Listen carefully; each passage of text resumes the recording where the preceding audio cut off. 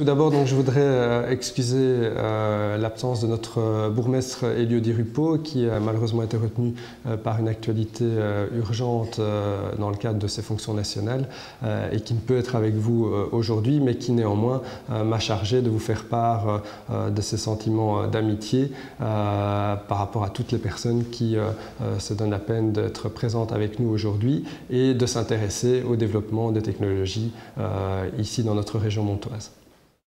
Mons est la 4e ville de Wallonie, avec environ 100 000 habitants si l'on englobe les étudiants qui fréquentent nos universités ainsi que la communauté chépienne, puisque notre ville abrite également le quartier général des forces de l'OTAN en Europe pour ce qui concerne l'organisation administrative. C'est la 3e agglomération de Wallonne, reconnue par le schéma de développement wallon, avec à peu près 1,5 million d'habitants, et elle englobe à la fois la région de Mons-Borinage et la région du centre. Comme chacun sait, ce développement s'est poursuivi avant de connaître un certain déclin à partir de la Seconde Guerre mondiale. Ce déclin a naturellement marqué notre région qui a progressivement souhaité se repositionner dans ce qu'on a appelé une économie plus cognitive, c'est-à-dire basée sur la connaissance, et ce repositionnement a été permis notamment par le développement d'un pôle universitaire important ici à Mons. Alors ce repositionnement s'est particulièrement accéléré au cours des années 90.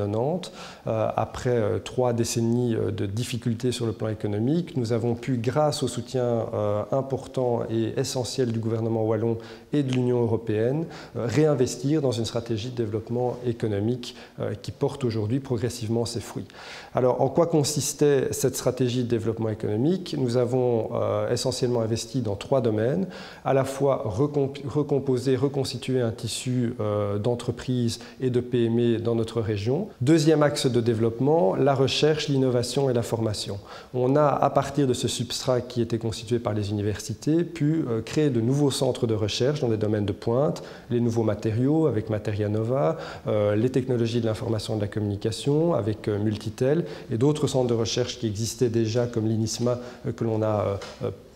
dont on a permis un développement accéléré. Eh bien, nous avons vraiment voulu investir massivement dans l'innovation, en créant également un parc scientifique permettant d'accueillir à la fois les petites PME créées et portées par les habitants et les entrepreneurs de cette région, et à la fois permettant aussi d'accueillir de plus grands investissements portés par des entreprises de dimension plus importante s'installant dans notre région. Donc investissement dans le tissu économique par la reconstitution d'un tissu d'entreprise, investissement dans la recherche, l'innovation et la formation pour faire en sorte de faire naître de nouveaux concepts, et également valoriser des connaissances que l'on a dans cette région, et puis investissement dans le domaine de l'attractivité de cette région pour faire en sorte que cette région soit agréable pour tous les investisseurs qui veulent venir réaliser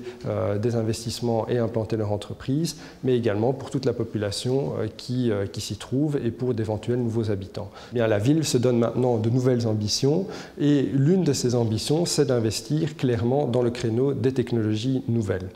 Alors, pour ce faire, nous avons développé certains concepts. L'un de ces concepts, c'est la Digital Innovation Valley. De quoi s'agit-il? Il s'agit, au-delà d'un slogan, d'une réalité très concrète. Cette réalité très concrète, elle se base sur des choix qui ont été effectués par des grandes multinationales. Donc une ville qui est en pleine évolution, avec une stratégie économique, une stratégie culturelle, et qui s'inscrit maintenant clairement dans une volonté de se positionner sur le plan des nouvelles technologies. Alors la volonté de la ville de Mons, aujourd'hui, c'est vraiment de pouvoir faire en sorte d'émerger comme une Smart City, un concept auquel on tient particulièrement puisqu'il correspond à notre inscription dans la dynamique d'une ville cognitive inscrite dans le développement durable. Alors de quoi s'agit-il? Il s'agit de mettre en œuvre véritablement une politique qui nous permettra d'améliorer le cadre de vie de nos concitoyens et également de toutes celles et tous ceux qui viendront s'implanter ici à Mons. Et au-delà d'une volonté politique extrêmement forte affichée par le collège communal et par tous les acteurs de cette région, il y a des actes concrets à poser. Alors grâce au développement de l'Eurogreen IT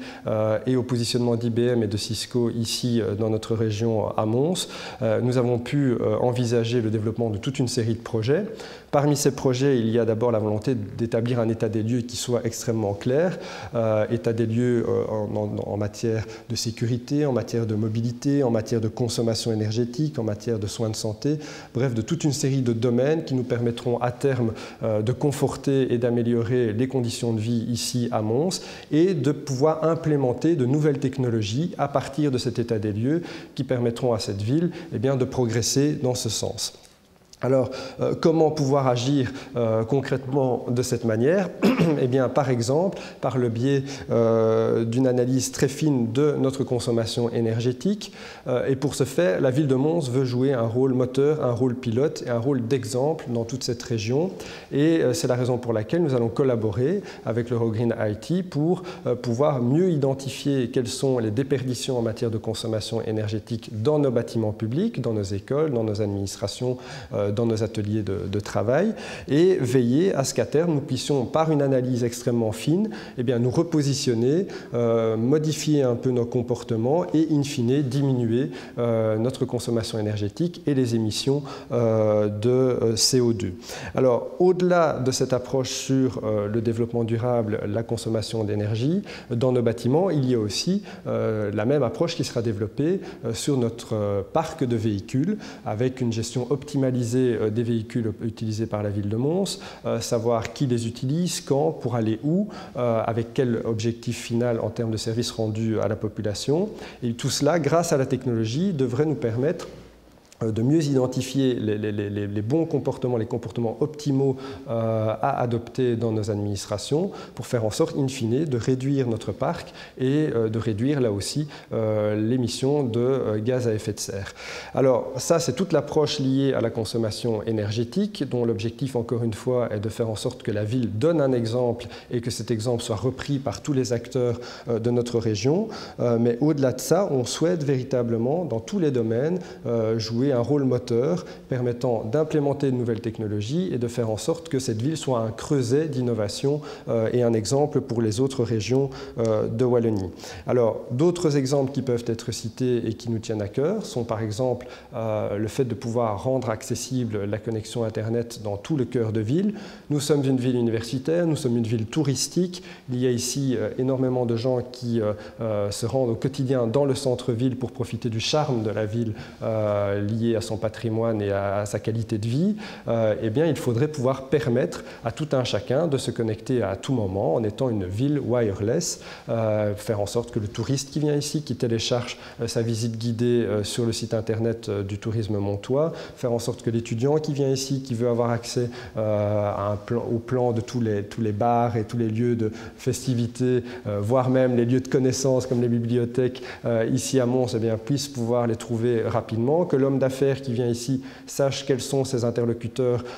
très facilement par une simple connexion Internet en ville, où est l'intercommunal de développement économique, où est l'Invest pour le capital à risque. Bref, faire en sorte d'avoir une accessibilité à la connaissance qui soit facilitée au maximum pour toutes celles et tous ceux qui se rendent ici à Mons. Et l'objectif, c'est de faire ça en partenariat. La ville ne peut rien seule et donc notre volonté, c'est de travailler main dans la main avec des acteurs privés. C'est la raison pour laquelle on accompagne et on est extrêmement volontaire dans tous les projets portés par nos partenaires privés, comme IBM par exemple, et que l'on souhaite accélérer cette tendance de manière très nette. Alors, aujourd'hui, on voit qu'à Mons, non seulement la ville s'inscrit dans cette dynamique, mais d'autres partenaires publics également. L'hôpital de la ville, le centre universitaire hospitalier de la ville par exemple, s'est inscrit avec aussi un partenariat avec une entreprise wallonne en pointe dans tout ce qui concerne la gestion du dossier patient informatisé. Aujourd'hui en Wallonie, l'hôpital public montois, Ambroise Paré, a été pionnier, est pionnier puisqu'il est déjà possible pour tous les médecins généralistes qui pratiquent dans la région, mais également pour tous les médecins spécialistes, d'avoir accès à distance depuis chez eux, par une simple connexion Internet, à tous les résultats et à toutes les données liées au dossier de leurs patients depuis leur cabinet privé et en temps réel. Ce qui signifie qu'aujourd'hui, le patient qui va à l'hôpital faire une radio ou un examen en labo, eh bien son résultat est encodé directement sur place à l'hôpital et accessible dans la minute pour le médecin spécialiste ou généraliste qui se situe dans son cabinet privé. Et donc cette dynamique permet naturellement là aussi de renforcer la qualité du service rendu aux patients en l'occurrence et s'inscrit pleinement dans notre stratégie d'une ville qui améliore le cadre de vie de ses citoyens grâce à ces partenariats portés avec des entreprises privées. Peut-on imaginer une ville comme Mons sans technologie ? En tout cas, ça n'est absolument pas le choix qui a été fait par cette ville, puisque tout indique dans notre histoire récente que nous convergeons vers une utilisation quasi systématique des nouvelles technologies dans tous les domaines de notre vie et de notre activité. C'est vrai dans le domaine de la culture, qui nous tient particulièrement à cœur, dans le domaine du tourisme également, avec les nouveaux outils que nous allons développer. Nous travaillons actuellement sur toute une série de nouveaux musées, de nouveaux centres d'interprétation. Prenons un exemple concret, les minières néolithiques de Spienne, qui sont reconnues au patrimoine mondial de l'UNESCO, qui nécessitent dès lors, pour pouvoir se rendre compte exactement de cette réalité d'une descente en sous-sol, eh bien, pour toutes les personnes qui n'ont pas la possibilité de descendre dans un puits, des personnes à mobilité réduite ou d'autres, des personnes plus âgées, eh bien, la technologie nous permettra véritablement de faire en sorte que ces personnes vivent de manière très concrète la réalité d'une présence dans un puits. C'est un exemple concret. Et donc, véritablement, pour nous, la technologie doit permettre à tout un chacun de s'approprier cette ville, de pouvoir développer de nouvelles aptitudes et de nouvelles possibilités qui n'auraient pas existé par le passé. C'est vrai dans le domaine de la culture et du tourisme, qui font que, par ailleurs, le slogan de Mons 2015, capitale européenne de la culture, est véritablement « Where Technology Meets Culture ». Et donc, nous axons l'essentiel de notre stratégie à cet égard, mais c'est vrai aussi dans le domaine économique, où véritablement la ville veut baser son développement futur sur l'innovation, sur les nouvelles technologies, avec la Digital Innovation Valley, mais avec cette Digital Innovation Valley comme moteur pour toute une série d'autres projets et comme exemple permettant d'encourager toutes celles et tous ceux qui ont un savoir-faire et des idées de venir s'implanter ici à Mons et de développer leur activité dans un environnement qui sera un environnement propice au développement de ces nouvelles techniques.